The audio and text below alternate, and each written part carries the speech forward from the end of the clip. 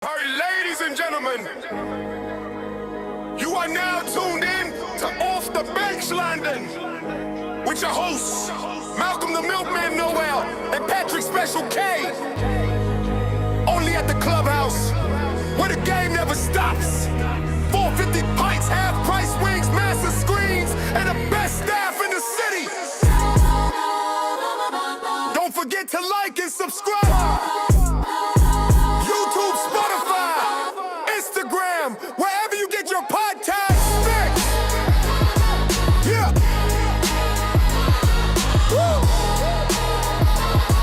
Yo, look, we the boys that been running the town. Don't debate that. Giving out jerseys like blessings, you can take that. Every Monday night, that ritual feels sacred. Big screen dreams, we made it out the basement. London, we up now. Pinch in the air, feel the hometown sound. Talking life, hustling them game situations. Built from the grind, pure dedication. Ain't no gimmicks, it's love and foundation. The clubhouse vibe, that's a London celebration. We talk sports life, motivation. Every drop of milk, that's innovation. You're rocking with Off the Bench London. Brought to you by the clubhouse, where London comes to watch the game. Now let's get into the show. Cue the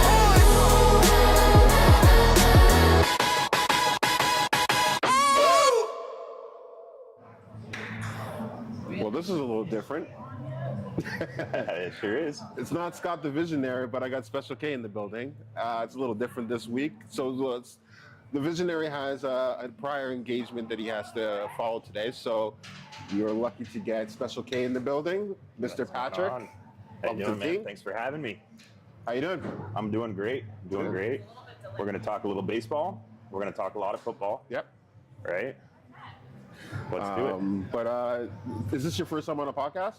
First time on a podcast, yes. And this is a live podcast too. I know. Pressure's on me. We'll see if you can hold up. Yeah, I think it's more just not swearing. That's the hard part. I think that took Very us a hard. little bit to Yes. get used to and not, overindulge in those good words that we like to use when we're frustrated or happy, Absolutely. And as a Jays fan, I have a lot of words I'd like to use. Okay. Well, before we even get into that, I want to say thank you again for Clubhouse for allowing us to have the space. A few promotions that they do have is Monday nights where we do our podcast. It's half price wings. You get a sim rental for $150, and you get nachos and a few other things as well. But yeah, and then Monday nights we give out a jersey. As you can see, it's a CD Lamb jersey this week. Absolutely. It was going to be a different one, but I got lucky and got the CD Lamb one. So the next week, it's the Eagles jersey, and I really want to put my name into that job, but that's kind of like cheating. A little bit. Almost. But, yeah, no, honestly. Is it going to be a Phillips jersey for the Eagle jersey? It's a hurt. Big trade. Oh, big trade. Yo, let's be honest, though, the Eagles won the bye week. They won their bye week. That's right. Jair Alexander. Yeah. Phillips. Oh, yeah, man. man. That defense is looking nice. Yeah, well, we need it. We definitely need it. But, before we even get to that point, let's talk about why a lot of people are a little bit burnt out of sports. It's been one hell of a week. Absolutely. A weekend. Well, it's been like the whole entire week. Well, the whole week, the whole World Series. But I think Toronto Blue Jays fans, Canadian sports fans, and more specifically Toronto fans, this weekend was literally a weekend from hell. I think the emotions, the highs, the opportunities, the missed chances that we had, that was a World Series that the Jays really dropped. They dropped. I would say it's more like the Jays did something that brought the whole country together. I think that was something special. There's going to be a lot of new fans, and I think next spring we're going to see probably a record number for youth signups for baseball, t-ball, softball. Yeah, I mean, no, honestly, yeah, that's the biggest thing too. Is like, though it wasn't just like Canada though. It was like Canada.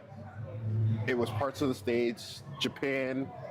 Like the viewership for the World Series was astronomical. It was the highest it's ever been. Well, not ever, but I think they said that most of the games for a lot of these networks were some of the highest rated games in decades, most viewed games in decades. At one point in time, and I think it was during the 18-inning game during Game 3, there was 8 million people in Canada that had tuned in at one point of that game. 8 million different households. In Japan, they had 17 million households tune in. Yeah. Just massive numbers. A large percentage of these populations were just right into it. And it was great baseball regardless of who you were cheering for. It was fun baseball to watch. Yeah, if you follow the socials, you understand that I'm a Dodgers fan. But being a Dodgers fan, that kind of did hurt. Because, like, obviously, I don't ever want to wish my team to lose in a World Series. Yeah. I just want great baseball. And we got it. We got Yamamoto. I think MVP, but I think he's a bigger star than Ohtani. Ohtani, no one's is bigger a than unicorn. Ohtani. Ohtani's a unicorn, but I think after how Yamamoto pitched with 96 pitches, allegedly getting pulled after the 96 pitches in Game 6 because of tightness in his throwing elbow, and then coming out and throwing about 40 pitches to seal that World Series victory for the Dodgers was truly just an incredible athletic feat. An incredible athletic feat that you don't hear about that anymore. Oh, it's true. And I'm proud to be like a Dodgers fan at the same time, because I became a fan when it was Yasiel Puig on the team. Yes. And also became a fan because Magic Johnson bought into. I'm a Laker fan as well. Yes. So the only two teams that I have the same are the Lakers and the Dodgers, and that's just baseball. Hockey, that's different. Football, we all know I'm an Eagles fan. Yes. But it was just, this World Series was different from last year due to the fact that it was the battle of like Canada versus Japan in a sense. I think it was not necessarily like those two, but like you could almost argue that it was a We the North type scenario. Yeah. I mean, even the whole way through, I know on the Fox broadcast and after every show, after the Jays beat the Yankees and Big Pappy. The Yankees lose. The Yankees lose. That's right. Big Pappy was the only one that was given the Jays their flowers. A-Rod, Derek Jeter, they were homers. Oh, the Yankees lost it. Yeah, the Yankees lost it, but the Jays were a better team. Yeah. Seattle came around. You started to see Jeter start coming around on this Jays team and really believe it. And I think even by the end of it, as some people will say, in the end, the best team won, in my opinion. I like where you're going with the best team won. And as much as some people will say, oh, you know what, the Jays were the better team, in the end, they weren't. The Jays made their mistakes. There was some errors made. But you could just see that a lot of the American populace, they really started to understand Blue Jays baseball. I think we talked about this previously. Most broadcasts, I think 90% of them were picking the Dodgers to sweep, or 5 games or 6 games. I was one of those people. Very few people picked the Blue Jays to win, and very few had the series going past 5 games. That's true. That's true. I think the Jays ended up showing just how resilient of a team they are, and just how fundamental baseball really works. Last year's World Series, it was run hard, the Yankees make mistakes. Yeah. The Blue Jays don't make much mistakes. The Dodgers made even fewer, especially in the last 2 games. Looking at that game, or going past that game, it's just like after the Dodgers won the World Series, and Sportsnet's broadcast was on after and saying the best team didn't win this game, that baseball gods got it wrong, X, Y, and Z. As a Dodgers fan, watching that, I was just like, that was the most heartbreaking thing they could have said, due to the fact that everyone now in Canada and parts of the States as well who were cheering on the Blue Jays, their heart was broken. And just to add that nail into the coffin, and just like, well, technically, to win a World Series, the best team has to win. Yes. This was the best display of baseball across the world that everyone got to witness, and somebody had to lose. I brought this point up to a group of coworkers today, actually, and I said to them, I'm like, if you were to watch this series, not Jays versus Dodgers, but just Team A versus Team B, right? You know, white jersey versus gray jersey. You don't, you know, it's just neutral. this is probably some of the most exciting baseball that, at least in the last 20 years, we've seen. Game 7 is probably one of the best Game 7s in all of baseball history. Right. If not, just the greatest game in baseball history. Now there's art that is up for debate, but I feel like that Game 7 game had everything. Back and forth, the pitching duel, you had the benches clear, you had teams get warnings, you had home runs, you had unsung heroes. Who saw Rojas hitting that home run?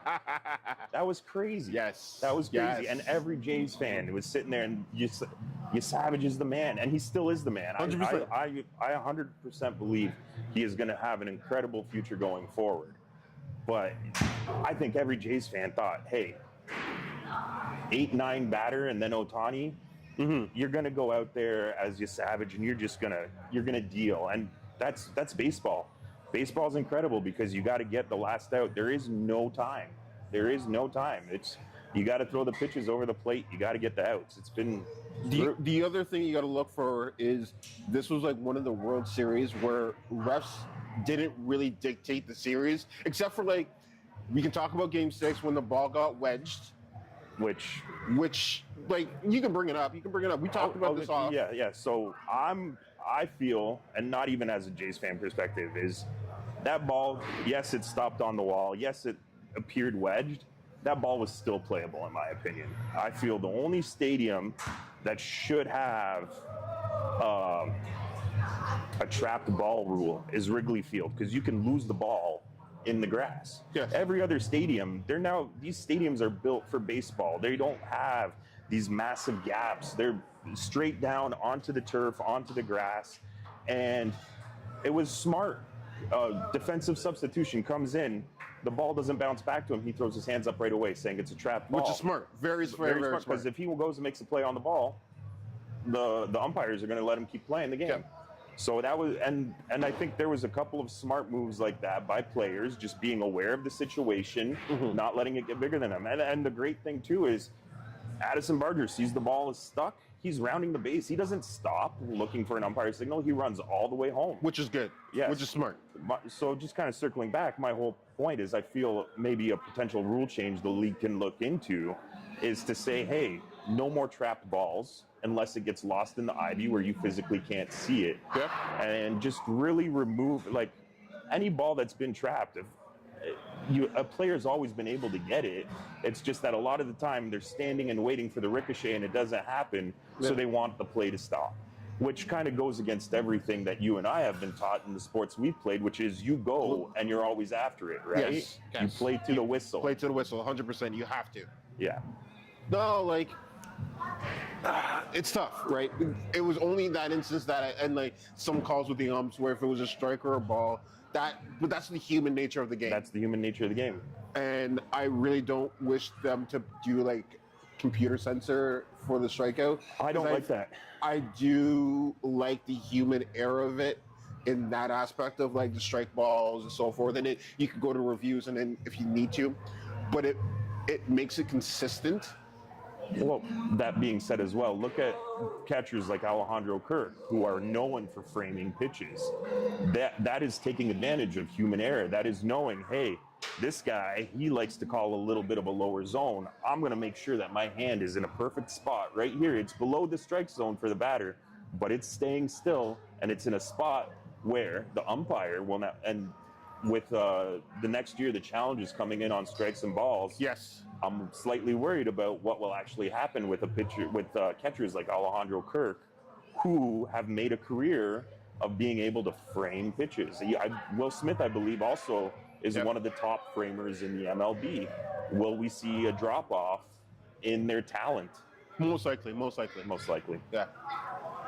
But, yeah, it's just like media's got to watch how they communicate World Series, how they communicate sports. I think because when you go in a negative approach, especially in a moment like when a whole country is mourning the loss of the Blue Jays, you can't sit there and being like the best team didn't win because you got to be. That's the emotional approach, and with the Sportsnet broadcast being that Sportsnet owns the Blue Jays. Yeah. you're bound to see that bias, and I understand the point you're coming from, but I feel like a lot more Blue Jays fans, Canadian casual sports fans, probably resonated with that thought of the better team. And you're not wrong with that. But bring it back a little bit. It's just like it is a slap to the face because it does take away from what the Dodgers you have to be humble accomplished. for losing. And Yes, honestly, the Blue Jays were last year. They're in the World Series here. There's so much to be proud about. The accomplishments, the fact that the power of friendship over money almost won them a series. Okay, first off, I love that. But I think a lot of baseball fans don't. The Blue Jays had the 5th highest payroll. Yes, it is. This season in the Technically, MLB. the Dodgers have the second Yes, because the Mets are first behind the Mets. until next year. And the Blue Jays only spent $40 million less than the Dodgers did this year on player salaries. Correct, because next Now, year it becomes 100. Yeah. The Dodgers do have a lot more contracts that are locked up. Yeah. But I feel like that whole, we're a small market team, I think that's just the twist that a lot of Jays fans try to drop in from when we were a middle of the pack spending team before Rogers decided to put money into the team, as well as it gives us the us versus them mentality, that True. David versus Goliath mentality. I think I heard more about payroll in the last week than I ever want to hear in my whole life. Yeah. And it's hard for a lot of people because you're like, oh, well, Jays only spent $40 million less. And then they're like, well, $40 million makes a big difference. Well, they paid Max Scherzer $31 million. So it's maybe one or two players. But my bigger picture on the Blue Jays is Barger wasn't in the lineup at the start of the year. He was in the minors. Davis Schneider has been in and out. The Blue Jays have a lot of homegrown talent and a lot of guys that really stepped up and that they were able to develop and bring up and play well for them. I think gone are the days of having the most expensive players on your team versus growth. Because like the game's changed dramatically. Absolutely. Training's changed dramatically. Yes, it does become talent over just filling in a spot, but coaching matters so much. And I'm sorry, the Dodgers kind of out-coach the Blue Jays, and that's why I always get frustrated when they say the best team didn't win. It's like, if you look at it, the coaching staff put the Dodgers in a situation to even come back in Game 7 in the 9th inning. Absolutely. Right? Yamamoto, who pitched on Game 6, He did. literally told his coach, "I can go today." Pages before the Ernie Clement Yeah. almost walk-off win.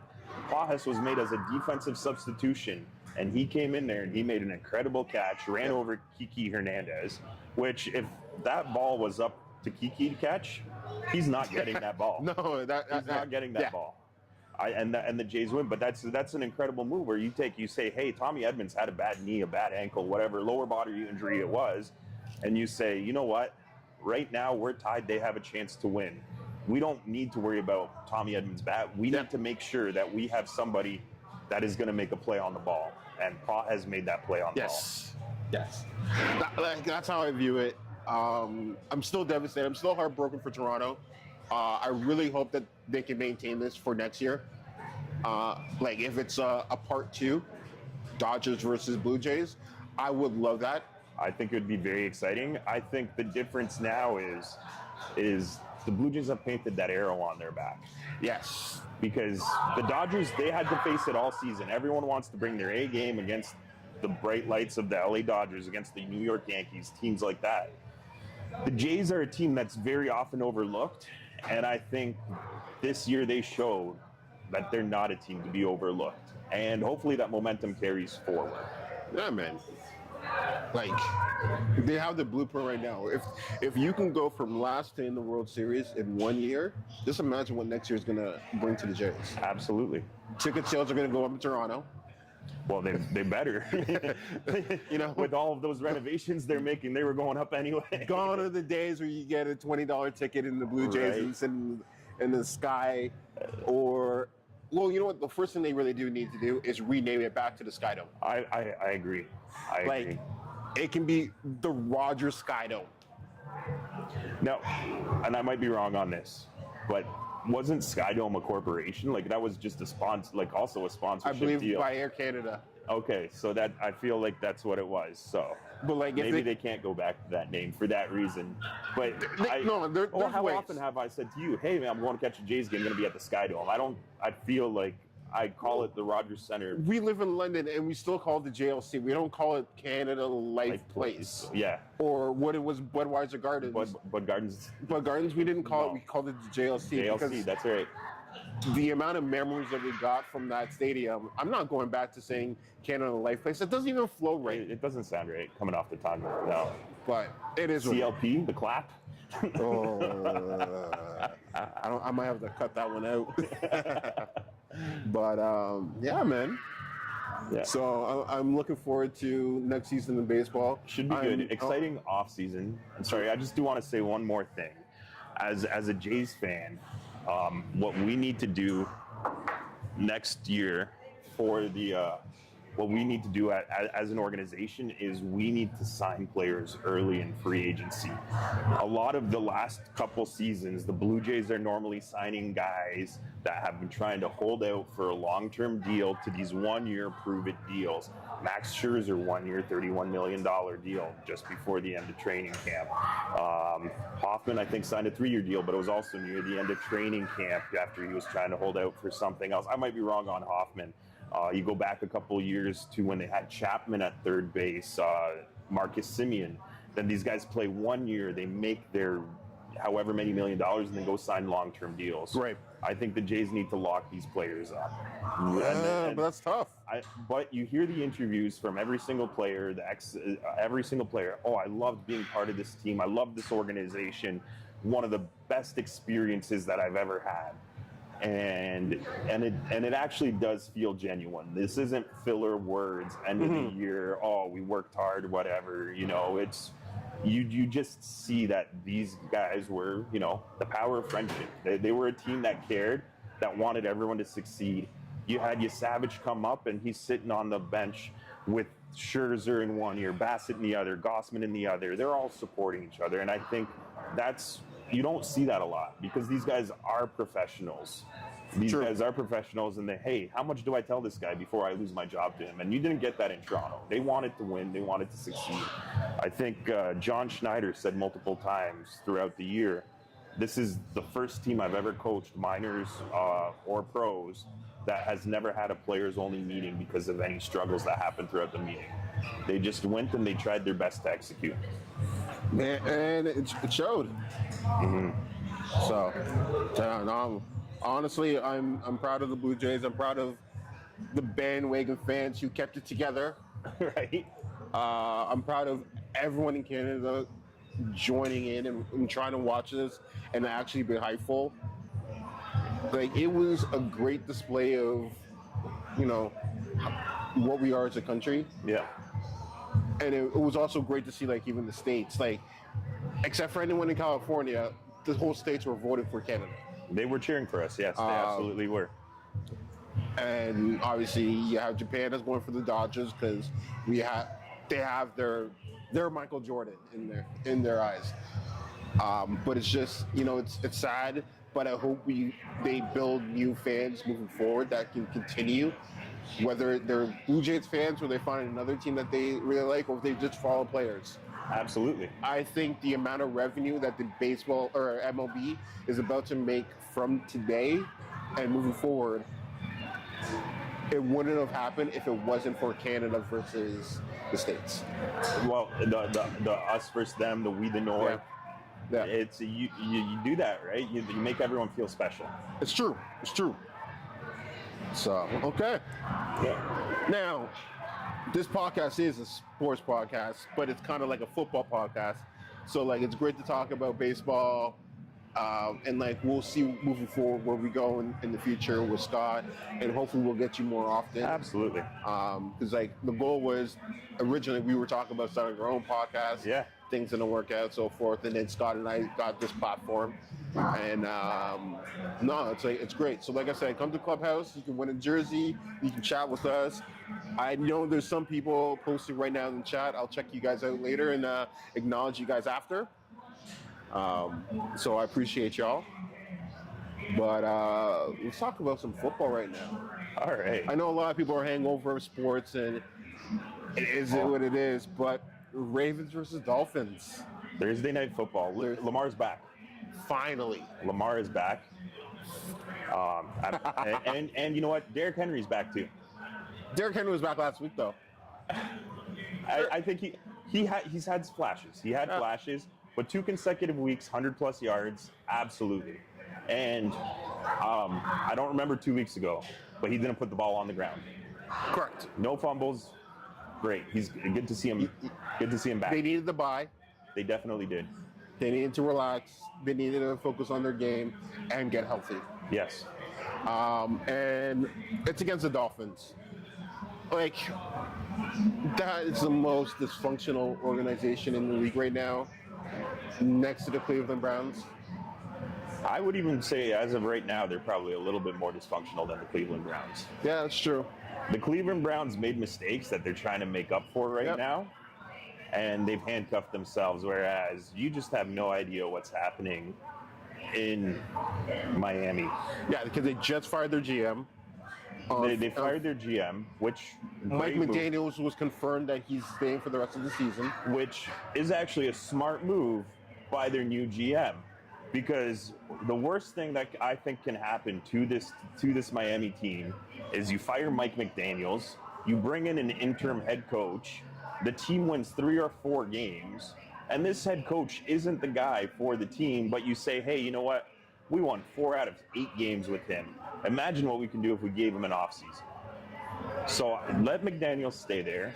McDaniels, I already told you, I think he's going to be an offensive coordinator somewhere. Some guys are built to be offensive coordinators instead of head coaches.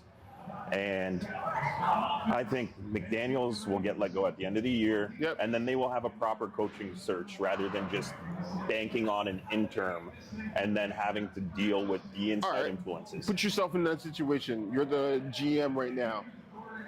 So you would say you keep McDaniels. What about Tua? Tua's got how many years left on his contract? I want to say 3. I believe it's 3 as well. I keep Tua.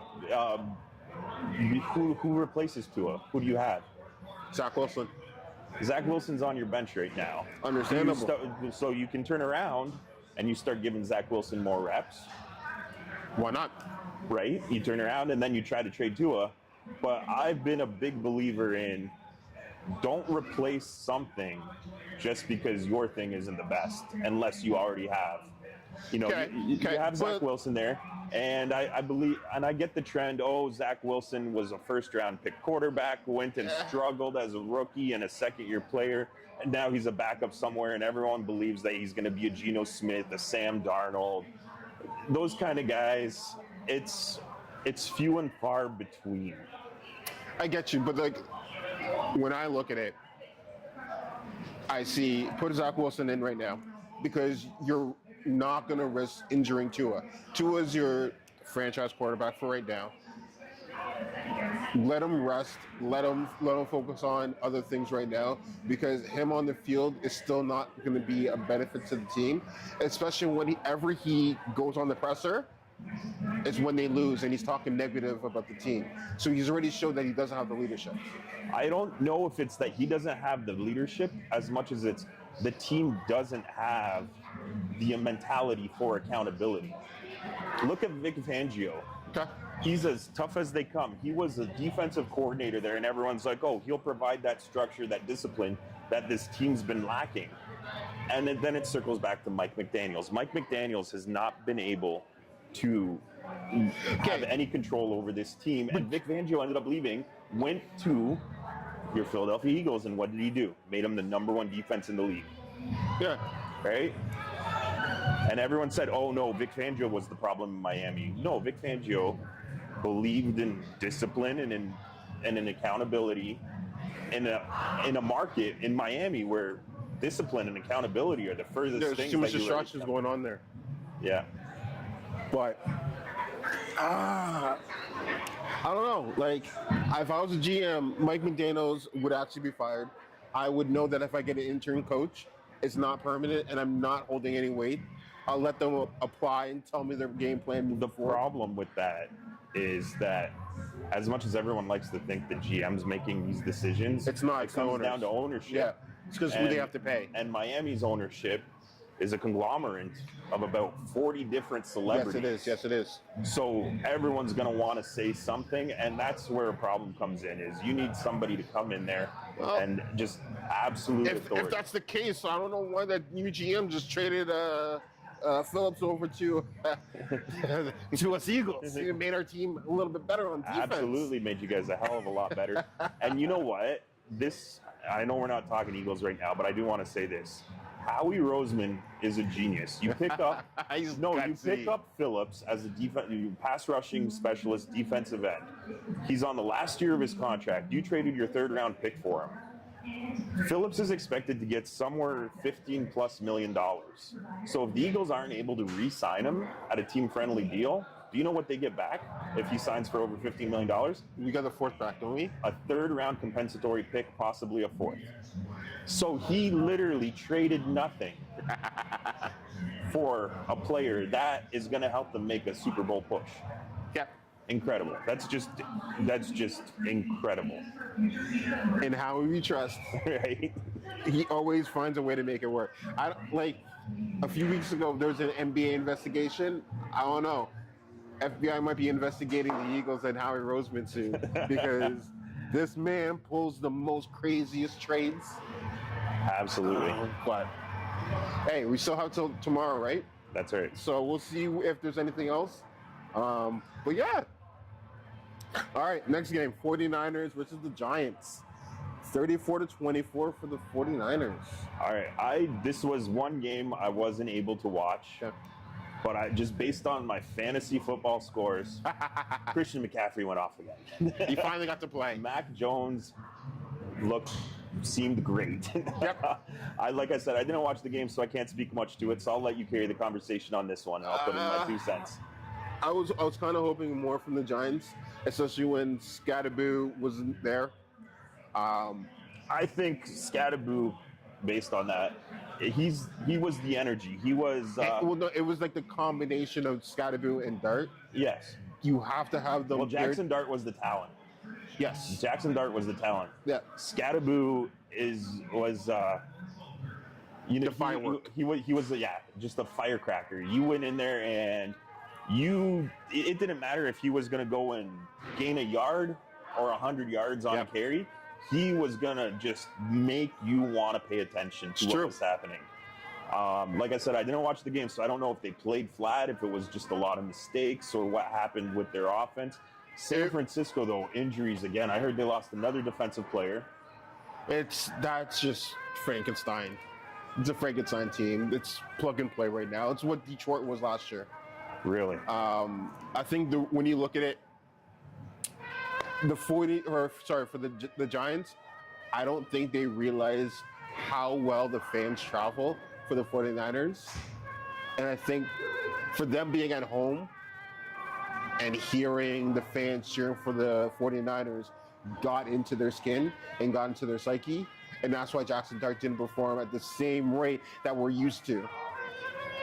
Okay. So like when you look at it from that view, it's just like kind of changes.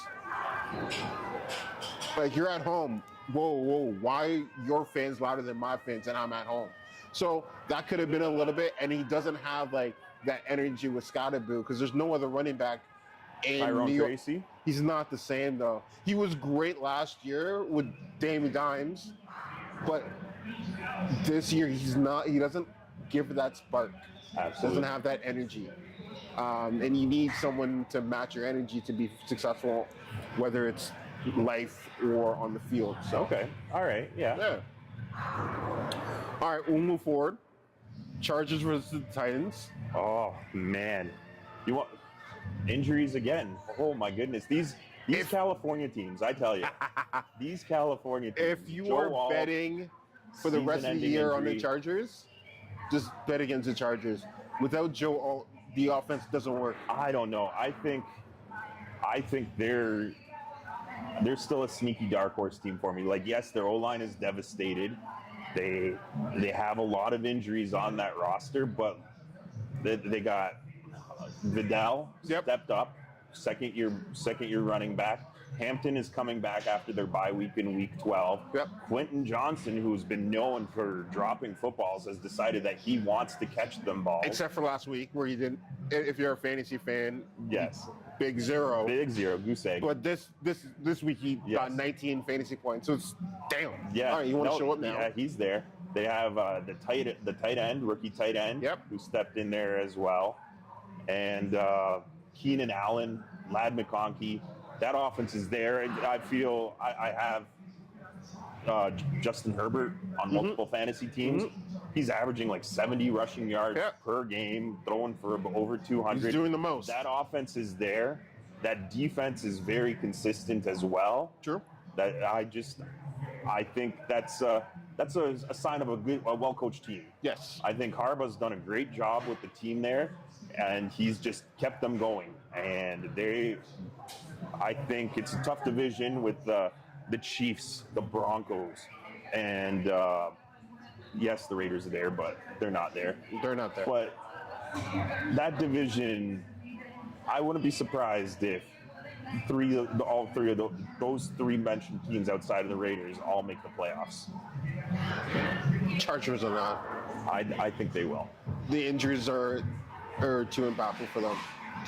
Their injuries are affecting their leaders, and unfortunately, like that team, to win, you have to have your leaders available on the field, not off the field.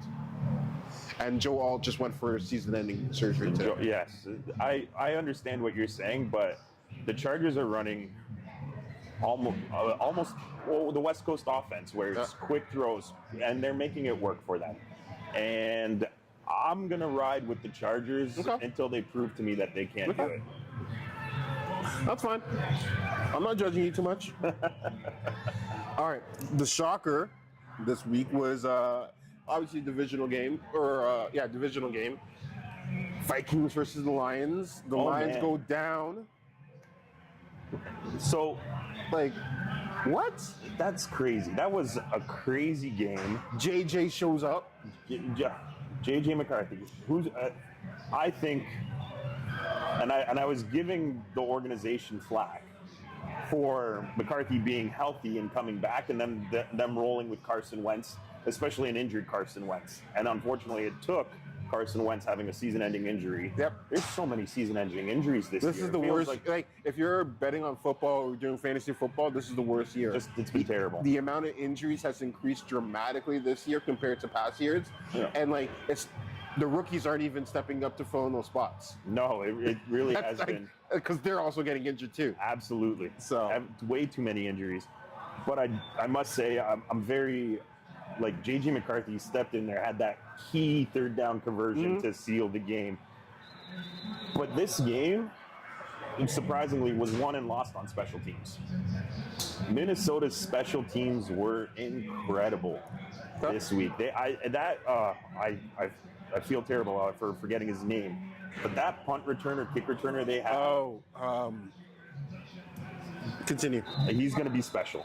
He's going to be special. He was flipping the field, 15 plus yards on returns. It just looked great, really good. And that's the difference it makes is you're flipping field position. You're not going to score on every possession, but if you're, instead of starting inside your own 20, starting at the 35, 40, you're making it a lot harder for the other team to score on you, getting it back. Man, yeah. I don't know how the Lions lose, though. I think that's now every team has like that bad game, but it's also a divisional game. You draft a team to win in your division first. Yeah. And look at Justin Jefferson against that. That it's still a beat up Detroit Lions defense. Yes, it is. Justin Jefferson is a big dude. He's able to get open. Hawkinson, I don't think he had much of a performance, but Hawkinson showed up. Did he show up? He showed up this game. Like, I think if it was 2 touchdowns, if I remember correctly, like, he showed up. Okay. Like, this was a team effort by the Vikings. This was like one of those games where, like, You know how we say when a rookie quarterback goes in halfway through the season and you get to see their greatness? Yeah. JJ needed to sit on the bench a little bit longer and play halfway through the season to give that spark and not start the season and look back. Which he did, but he also was trying to play through an injury, so. Fair, but still. Yeah. Like his first game, he was not reading the ball at all. He couldn't read the defense.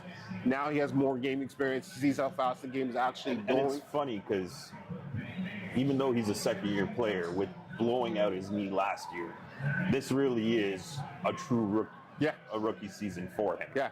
Remember when we were talking about Trey Lance's 1 year away? He's a year away from being a year away. JJ was literally a year away. I still can't believe he's in the NFL. Not for long. Falcons versus the Patriots, 23-24. Now, for you guys who don't know, this man, he's a Patriots fan. Are you actually still a Patriots fan, though? I am a Patriots fan. Okay. Through and through. Big NFL guy as well in general, but I am a Patriots fan. Okay. I was very excited when we hired Mike Vrabel. I don't understand what Travion Henderson is doing that the team doesn't want to use him. It's just crazy. But the development of Drake May, Will Campbell at left tackle, the team's coming together. All of the defensive signings we made in free agency, and then controversy from this game as well with Clapgate. Have you heard about that? No. Oh, okay. So I guess in the later stages of the game, according to what players are saying on the Atlanta Falcons, Patriots defensive players were trying to simulate the clap that Michael Penix was doing to get the ball. Center heard the clap, snapped the ball, intentional grounding penalty, and then they had to punt the ball away 2 plays later. It's the mental. I don't know. Like that, it is a penalty. I think it's. I saw a meme and it made me laugh because it said, "The Patriots are accused of cheating. You now know they're back." So we're back, baby. We're still first in the division too. That's fair. That's fair. That was pretty sweet. That was pretty. Okay. Michael Penix. Yes. And Drake London. Oh my 3 goodness. TD touchdowns. Like Kyle Pitts is playing great. He actually can catch the ball now, which makes him coverable now. Yes. You have to respect him now. But to allow Drake London to get 3 touchdowns. Oh, but they were athletic plays. Yeah. He wasn't schemed open. He literally made the play. He just wanted it more than the defense. Sure. Man. But the Patriots are back. We're back. Cheaters and all. All right, this next game, though, was a heartbreaker. Colts versus the Steelers. I was really hoping for the Colts to win this. I did not see that coming. And going into this week, I was saying that Jonathan Taylor will probably be MVP Still of the can be. league. After this game, everyone's going to look at it and say, hey, you know what? Is he, though? And it's going to go back to a quarterback. But Jonathan Taylor, in my opinion, was making such an MVP case. First non-quarterback since Adrian Peterson. Yep. And I thought he was flat. But 6 turnovers, was it, by the Colts? Yeah. 6, just a lot of mistakes that aren't typical of Colts football. Mind you, this was only the second game that the Colts have played outside of a dome this season as well. So could this be a Peyton Manning Colts type thing where they can only play in warm weather and domes? Heard here first. If you're betting, take that in consideration. Absolutely. But Steelers needed this game more than the Colts. They did, especially after that tough Thursday night loss that they had against the Bengals. Right? They definitely needed this way more. I love their version of the tush push because it's so bad. Like everyone's up there and then Rodgers is 10 feet He's just back, hanging out. like a train conductor. That's Boom. exactly Like it. It is bad, but I respect it. So Yeah. Well, so hold on. I don't know if you're ready to move on yet or not. go ahead. Is the Steelers defense back? No, No, that's a one-off. You think that's a one-off? that's a one-off. That's 100% a one-off. Oh no, TJ Watt. TJ Watt. TJ Watt looked real good. Yeah, but That like, defensive where's he line been looked for the good. past 2 weeks? TJ Watt has probably faced the best offensive line this week than he has all season, and he went off. Maybe he wanted it more. I won't be able to say anything until next week. We'll see. Personally, I won't be able to. But we'll see. We'll see. That's all I I'm saying. think their defense is back. I think another change that the Steelers made was Jalen Ramsey played free safety. That's huge. That's huge. That changes it. Right, and then Less they responsibility. brought in Kyle Duggar. Yep. From the Patriots. They made a couple of trades as well. I think we're going to see a lot of changes coming back in Pittsburgh on the defensive side, and it Looking forward to that. might save Tomlin's job. Because if Tomlin gets a wild card spot, which I don't think they will, they either have to win that division or they're out. If Tomlin doesn't win that division and doesn't make a playoff run, I think he's a coach on the hot seat.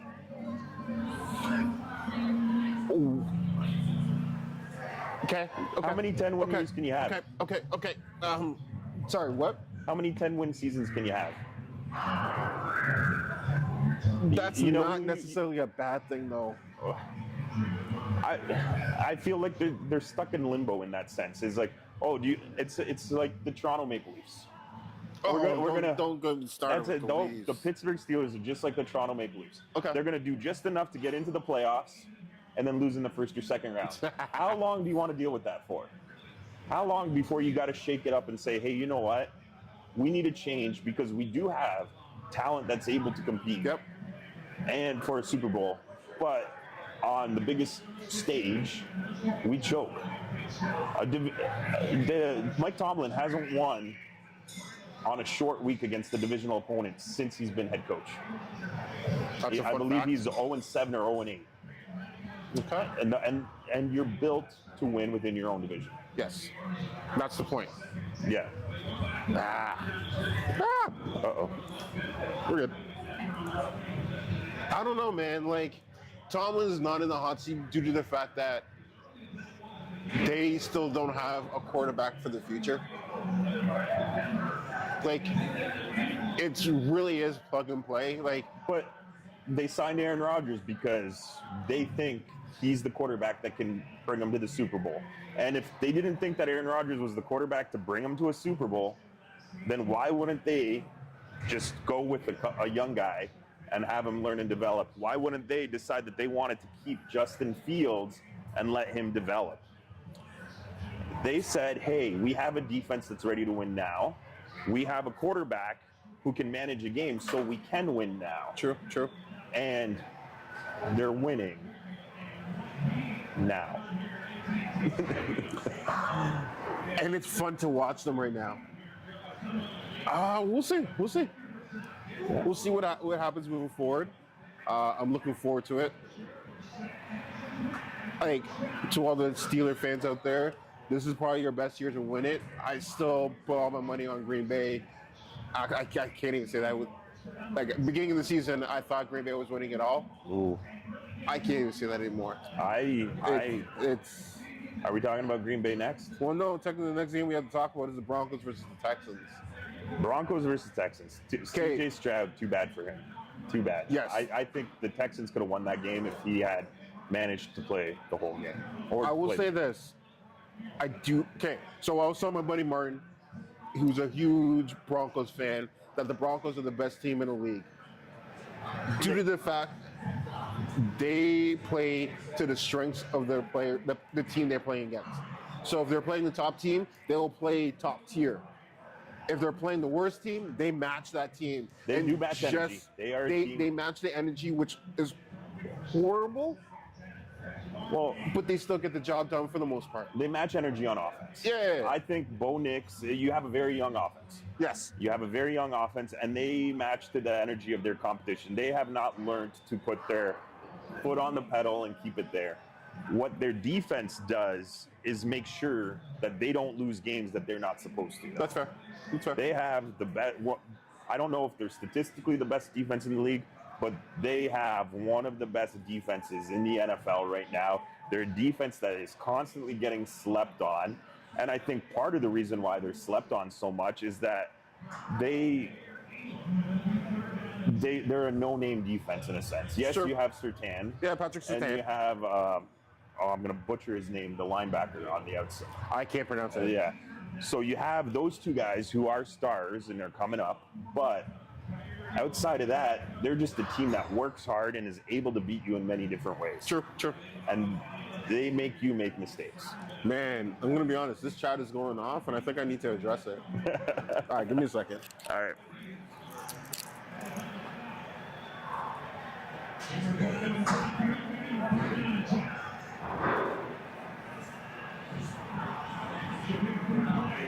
You got to find a way to get that chat on your tablet. Yeah, I know. So going back to a few things is the only other World Series that would have been as good as the Jays was the Yankees versus the Diamondbacks. Vikings are the best. A Pats fan who would have guessed. Hold on, like Yankees and Diamondbacks back in like 1997, 98, when is that the one that they're talking about? Yeah. I don't know if there's ever been another Yankees Diamondbacks World Series. We might have to fight check that after. Okay. So now I got to work on getting that chat on this iPad so we can adjust them sooner. You checking right now? Fact checking? I need to double check. You got to fact check. It was 2001. Okay. And that was also a Game 7 World Series Diamondbacks won.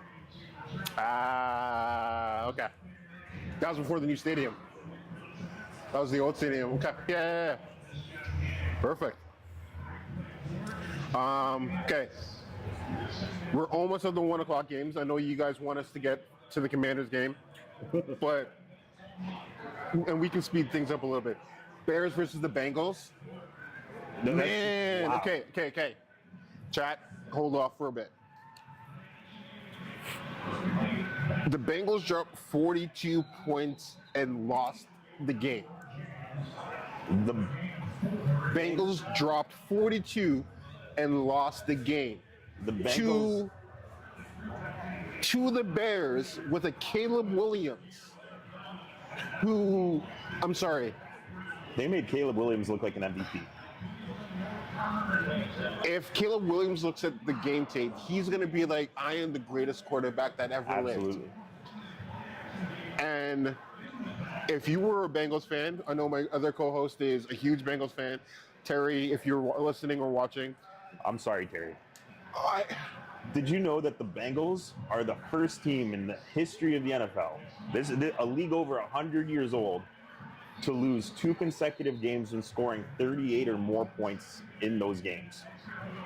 If I'm in the GM of the Bengals right now, defensive coordinator's gone. That's Zach Taylor's gone. Zach Taylor, he's been on the hot seat for me. He should have been fired last year. There is no excuse. Now, we could talk about Chase Brown. If he didn't do the flip that got into the end zone or get out of bounds, that's semantics. That is, you know what, I am going to say something on that, because when I talked to Scott, and Scott said, oh, he shouldn't have gone out of bounds and we could have scored with 0 seconds left. That is the dumbest thing I've ever heard. Because what would have happened if they didn't score with 0 seconds left? He made a football play. He ended up out of bounds. The clock stopped. He scored a touchdown. Yeah. In what league do you have a team travel? The Bears go 80 yards or 75 yards now with the new kickoff rules and score with less than a minute left.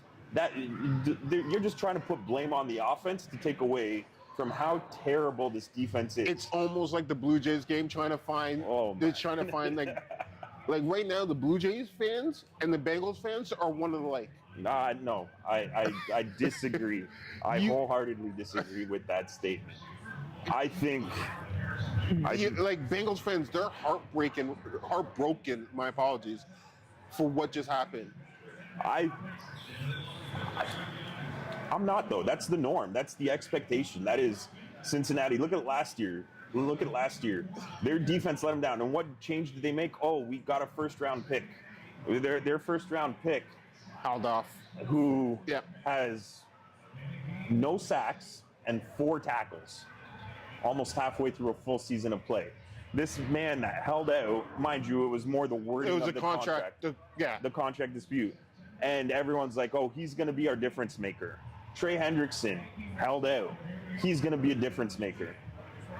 This defense is not built to play well. And Zach Taylor, as a head coach, is a liability. Yeah.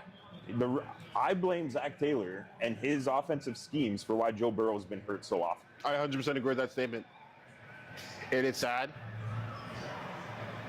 And I feel for Bengal fans. I do too. Because there's no excuse.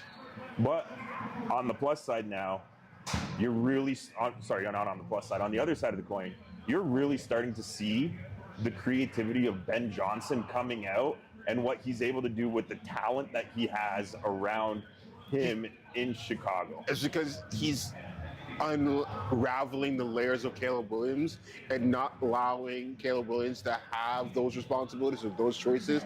And he's literally telling him, do this, do this, do this. But it's circling back to earlier conversation, what teams don't have. He has brought accountability to the Chicago Bears. Caleb Williams doesn't get to walk into practice late anymore. Caleb Williams doesn't decide that he's going to do whatever he wants. There's been multiple instances where Caleb Williams has been asked to leave practice, has gotten, in shit from the team for his behaviors. And you can see there's an attitude change that is starting to happen in Chicago. Yeah. To a degree. You still see sparks of it on the field, though. Of course, it's going to take time. The moment that he has to make a decision, it's clear as day. It's like, oh, he's going off script. Well, Caleb Williams has to unlearn what he was taught last year and now learn what Ben Johnson has to teach him. Well, and I was saying this last week, is that Caleb Williams was great until he won a Heisman. After winning a Heisman, his ego got too big for his own good, and I think it kind of ruined his career. I'm still waiting to see how this year unfolds and if he matures. So define maturity for Caleb Williams. What would make you jump on board that Caleb Williams is a talent that can keep playing and is worthy of being a starting quarterback in the NFL? I believe, especially if you're going to be the quarterback of the Chicago Bears, I need to see your maturity and how you become a leader, how you become a force, and how you communicate across the board and not play the blame game,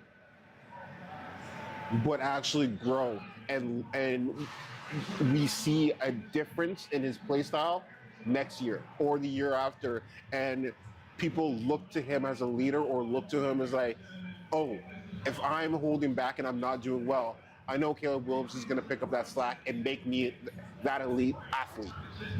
And not necessarily, he doesn't have to be a leader. He has to make his team look good. Okay.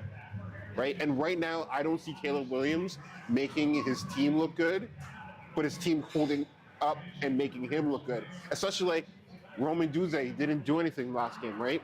Well,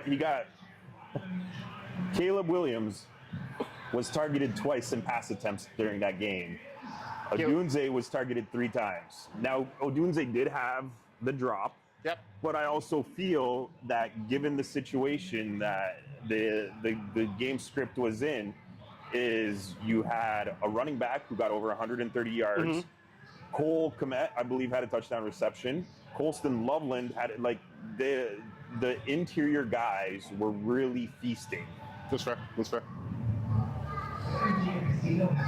All right. Guys, we're finally at the 4 o'clocks. Panthers versus the Packers. Wow.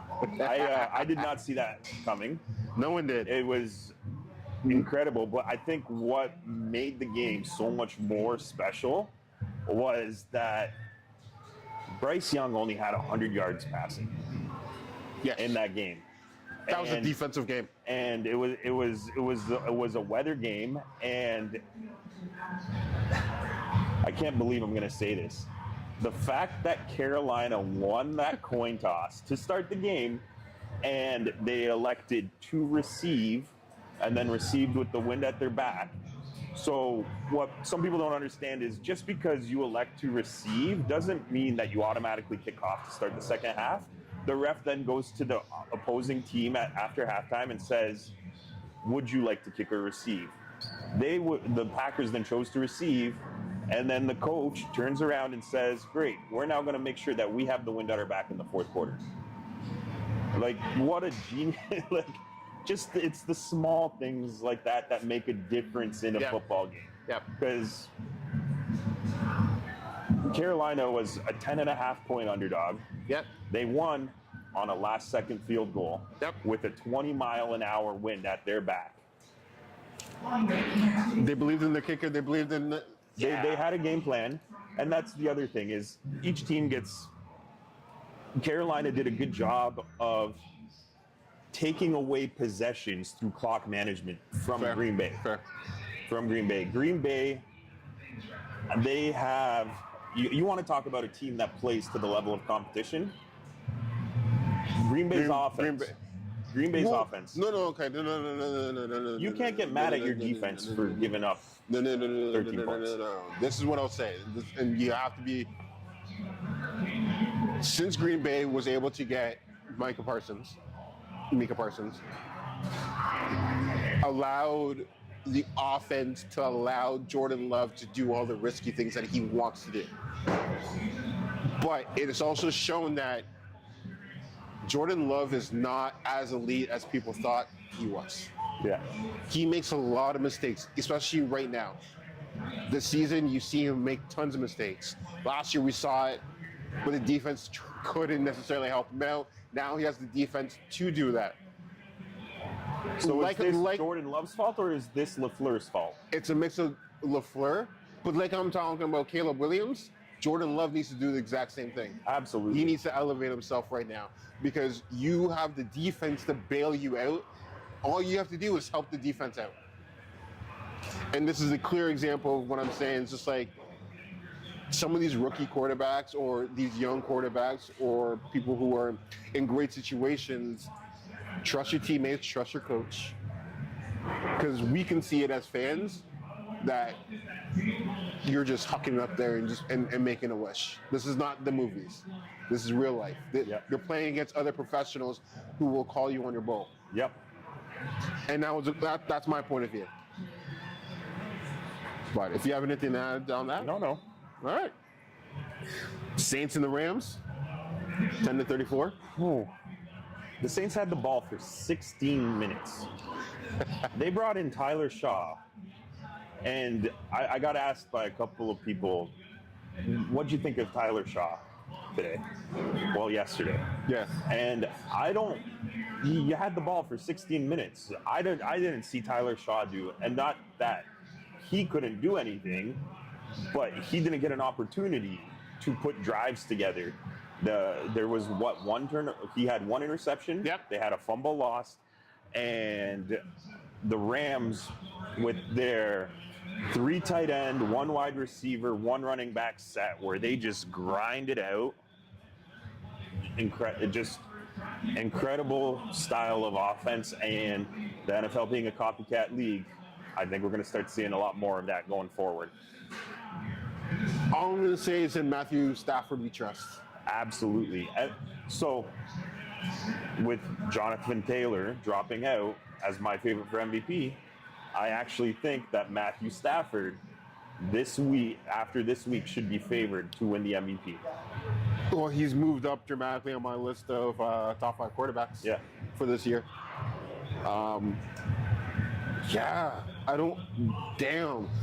The masterpiece of Matthew Stafford. I wish he was able to do this in Detroit and be like successful. Well, he was able to do this to Detroit. Offensively, he was. He didn't have Detroit- Dan Campbell to re-in. Detroit didn't have a culture Yeah.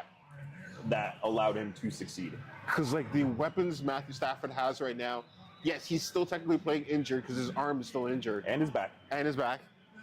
Well, no, and his shoulders because he's carrying that team right Yeah. now. You know what I mean? Like Yeah. Matthew Stafford, like to my Rams fans out there, man, He's great. He's great. So this brings up something go ahead. that I've been saying. Go ahead. Is Matthew Stafford, Joe Flacco, these older quarterbacks. The NFL, in my opinion, has gotten away from having quarterbacks that stay in the pocket and are able to read and dissect defenses.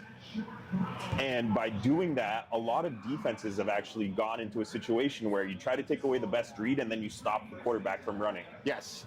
And Flacco we didn't talk about it, but Flacco with T. Higgins going off. Flacco's first read is Jamar Chase. Yes. Yes. The Bengals, not Yes. the Bengals, the Bears stopped Jamar Chase. After they stopped Jamar Chase, they, are sitting there and they're like, oh, this team's now going to run. This quarterback's going to run. No, now he's looking at T. Higgins, and T. Higgins popped off, right? And that you see from Flacco. Devontae Adams is the second option in that offense. Yeah. And he finished with three touchdown catches last night? Yes. At least two, right? Two. Yeah. And that's what you're seeing is he's a quarterback who's willing to stay in the pocket, read a defense, break it down, and throw his guys open. It's that level of maturity, though, understanding that, sometimes it's easier to be patient than rush. Yeah. But you see that with a lot of young guys, and I think that's one of the reasons where Geno Smith, Sam Darnold. Except for this year. Geno Smith this year's. Geno Smith this year, it's only because if Geno Smith this year is only because he doesn't have an O-line. If he stayed in But he's Seattle, not that's running. a different story. But he's not running. He's not running as much. Yeah. But you see these quarterback revival stories because they're older guys who understand. Take your time. Take what's given to you. Yeah, well, that's a great example of the Patriots. Drake May's doing that. He's running too, Yeah. but he's going through the progression, and his coaches allow him to get to that point. All right, Chiefs versus the Bills. Oh wait, I missed the game. Oh, it doesn't matter. Chiefs versus the Bills. 21-28 for the Bills. The Bills dominated that game, and I was watching the game with Scott. Yeah. And Scott and I were just looking at each other, and we just couldn't believe how good the Bills looked. And yet somehow... Regular season. That's all I'm saying. This is their Regular Super Bowl. season. This is their Super Bowl. But they looked so good. And then at the end of the game, the Chiefs still are just a chance away. A drive away from tying this game up and going to overtime. Yep. Like, where did that come from? Like, that game should never have been as close as it was. Mahomes played terrible compared to Josh Allen, and yet he was right there. Nobody stuck out on Kansas City's offense. There was no one that you looked at and you're like, he's really holding them in there. Yes, they had the occasional big play, but I'm not sure. I'm not sure what was going on because the Bills dominated that game. It felt Bills, like every yeah. play, Mahomes was getting knocked on his ass. Yeah. Man. Well, I always love to see the Chiefs lose. Absolutely. I love watching them lose. The Chiefs have replaced the Patriots, in my eyes, as most hated team in the league. And it's mostly due to it's simple. You win. Everyone hates the team that wins. We don't like greatness, unfortunately, in the NFL. We like equality. We want all teams to eventually get to the point to a certain degree. But Andy Reid, one of my favorite coaches of all time. But man, I always love to see Andy Reid lose a one game here, one game there. And I'd rather them just lose in the playoffs. That's fair. That's fair. Yeah, and their progression. I'm okay with that. But no, Bills needed this because they need to learn how to do this in the playoffs. Yep. And they were on a little bit of a losing streak. The Bills also brought out an offense that really exposed Kansas City. They did leave some points on the board, and I don't know if part of it was Buffalo just didn't want to open up their bag, knowing that they'll probably face Kansas City again. Probably, which is smart. And just had the system in place. All right, the game that we missed was Jags versus the Raiders. Cam Little, like first off, like Brock Bowers, awesome. I'm so excited for that Cam Little field goal, 68 yards, and it's not even the fact that he has the leg to do it. Mm-hmm. It's as a coaching staff to sit there and put your trust in a guy like that and say, hey, if you miss, the other team's pretty much now in field goal range. Yes. And to be like, no, you got this, go do it. And he went and he did it, and there was room to spare. Do you think that he will make one from 70 plus? If anyone's going to do it, it's going to be him and the Dallas kicker. Aubrey. Yes. It's between those two. Yeah. Honestly, when it comes to the All-Star, like the Pro Bowl, I would love a kickoff. That'd be awesome.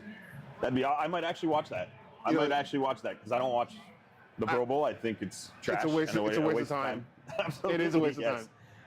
But getting back to actual football and not special teams. Yeah. Man, did Brock Bowers look good coming back from injury. He destroyed me. I had him on 2 of my fantasy teams. They looked great. I played against him in 3 of my fantasy leagues. Man, the one league going into that 4 o'clock window of games, I was projected to win 80-20. That game ended, and I am now losing 90-10. Hey, sometimes it's the tight ends that actually make the difference on a lot of offenses, because a lot of people don't think their tight ends big body, big target. That's what was Kansas City's huge Achilles, right? Yep. But man, all right. Seahawks versus Commanders. We're almost there. Seahawks versus Commanders. That's Jaden Daniels. Injury. 7 minutes left. 7 minutes left, down by 28, 21 at the time. It was, I believe it was like 30. It was 38-7. 38-7, yeah, sorry, yeah. So, yeah, why was he in the game at that point? Why was he in the game? I don't know. 7 minutes left. Realistically, you're looking at, okay, you score a touchdown, you stop him, you score a touchdown. You're still gonna lose by 14. And he's already injured. And he hasn't been healthy. And now he's done for the rest of the year because that arm allegedly, he, according to them, because of how the elbow dislocated and how clean it was, they said that he can only be out for 6 weeks potentially. Yeah, but it's his non-throwing arm. But no, the team, the Commanders' season as a whole is now done. It's over. It's done. It's done. Like Marcus Mariota has to win out. At this rate, you kind of gave the NFC East to the Eagles. The Eagles do have the hardest schedule moving forward compared to in the division compared to everyone else. The Minnesota Vikings have the hardest schedule moving forward because we do get the Cowboys twice now. Once more. Right. We got Dallas soon. We got Green Bay soon. There's a few other games. I was checking this earlier. Eagles actually have a really tough situation moving forward, and it's going to be intriguing to see. But Commanders were up there, and letting Jaden Daniels play in the fourth quarter when you knew there was no chance you're going to win. That's terrible. I would love to hear what the coaching staff has to say about that. Why did they keep him in there? There's nothing that they can say that will be able to save Dan Quinn. Now, does this cost Dan Quinn his job? If I was the owner or GM, it's potential that he might have lost his job at the end of the year. Okay, it's possible. Everyone can redeem themselves. It is a freak accident. Absolutely. Right. That is true. It is a free I accident. can't always blame it on the coach for keeping him in, because let's be honest, if there was an opportunity to potentially come back and do it, they could have done it. I don't even think it's as much as an opportunity, and now I might be talking out of both sides of my mouth. But from my experience playing football, being around guys that have played at higher levels of football, especially when you're getting paid to do it, you have stipulations in your contract, certain number of snaps played. You want to hit your bonuses, rushing yards, rush attempts, targets, receptions, receiving yards, touchdowns. Yeah. So even when you are in garbage time as it is, as a player who's looking to get paid, you don't want to come off. The competitive spirit in you wants to keep fighting. Yeah, 100%. And he's already missed time. Yes, he has. So, Yes, he absolutely has. but we got to talk about that MVP quarterback over there, Sam Darnold. Sam Darnold's looking great. I think I was worried about Sam Darnold going to Seattle because I thought Seattle had a terrible O-line situation, and Sam Darnold was good in Minnesota. As much as everyone wants to blame him for the playoff loss, that O-line in Minnesota was garbage. Yeah. And you see a reflection of just how bad that O-line in Minnesota was this year with all of the injuries their quarterbacks have had.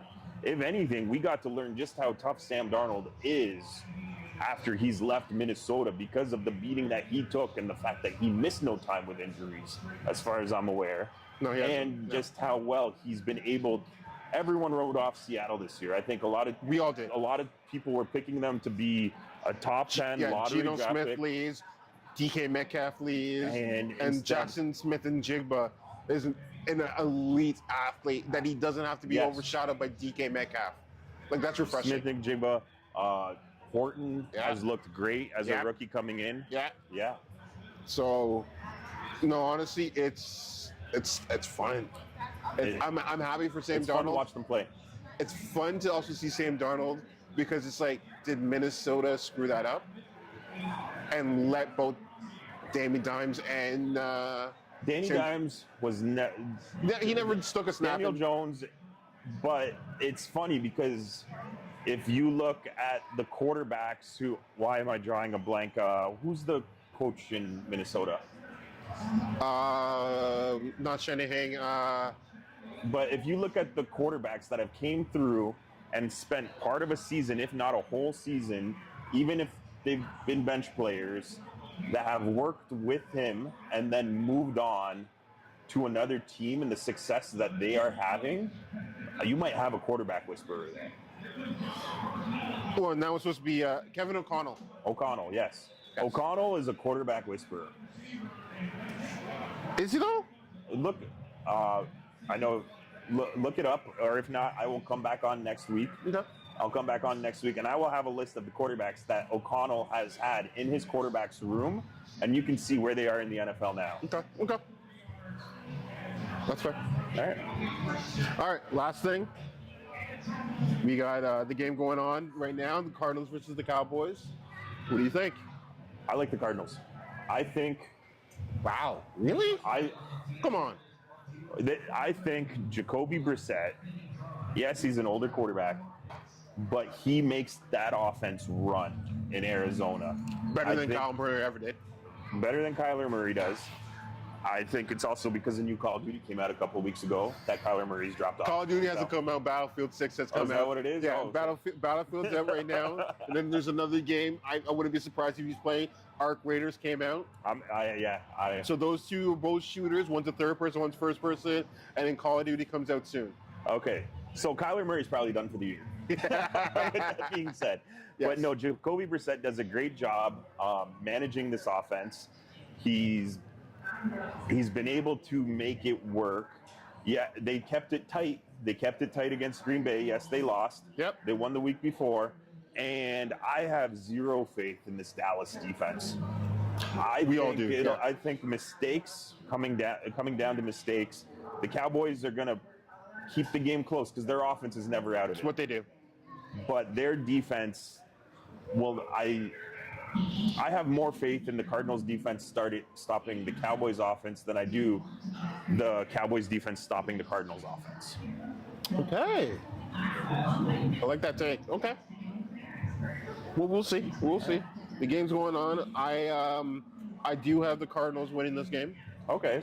But you picked them just because you hate the Cowboys. I can't respect the Cowboys. I feel that if the Cowboys were playing against a college football team and were 75-point favorites, you would still pick that college football team. 100%. Yes. But that's my mentality. The rivalry is real. I'm an Eagles fan. I can't respect. But like I'll say, Dak Prescott's been playing like an MVP. Like he's been playing. He's been playing great. He's been playing great. But the defense has been. He's like the Bengals. It's just more gut wrenching with the Bengals doing it because it's a comeback story for Joe Flacco. And actually, just looking at the score now, the Cardinals are up. And was that Marvin Harrison Jr. that caught the touchdown? Yeah. Because that'd be great for my fantasy. Well, that's how it goes, right? Absolutely. So, and yeah, that was Marvin Harris. Nice. So it's 10-0 right now. That's sad. Why? Javonte Williams, I don't know how he's played yet. Like I said, we're just seeing the TV now. We'll catch the later games. But Javonte Williams will finish the game with 2 touchdowns. Okay. Well, yes, 100%. But like, if you were at Clubhouse right now, you'd be able to watch this game, talk to us about it, and potentially win a CeeDee Lamb jersey. Absolutely. That'd be great. You know what I mean? The Philadelphia Eagles jersey next week, because we play Green Bay Packers next week. But yeah. All right. So overall, it's your first time on a podcast. Yeah, I can't even speak. Your first time on a podcast. How was it? It was fine. It's just how we normally talk, right? It's true. It's, honestly, being on... Which is why it went for so long, too. Yes, You're like, oh, it's going to be an hour. Here we are at 90 minutes in. Yeah, man. Well, yeah, I tried to hold back. I appreciate it. No, honestly, this is great. We'll definitely get you more on the show. Having you and Scott would be great as well. Yep. I think moving forward, we're going to be potentially trying to figure out other avenues, how we're going to keep this podcast going just in like January, because there won't be any Monday Night Football come January. Playoff football. Playoff football is different. So yeah, playoff football. So we'll still do our thing. Would love to have you a part of it. Appreciate that. So thanks for having me. Special K. Yeah. That's okay. It's always an honor to have you on the show. But yeah, that is an episode. Awesome. Cheers. Great night. Ladies and gentlemen, thank you for tuning in to Off the Bench London with your hosts, Malcolm the Milkman Noel and Scott the Visionary Hone. Only at the Clubhouse, where the game never stops. Don't forget to like and subscribe and follow us on Instagram, YouTube, Spotify, and where else you get your podcast.